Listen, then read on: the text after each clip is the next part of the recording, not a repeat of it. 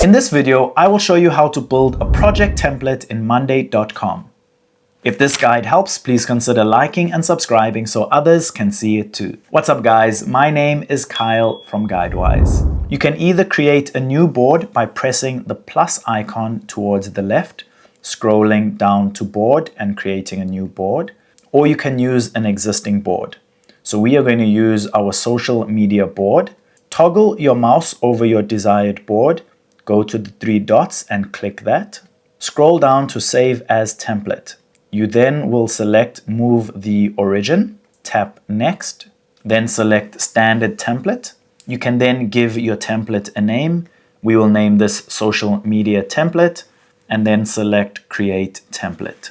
Once your template has finished processing, you can now use this template for existing boards and projects. If this video helped, don't forget to like and subscribe.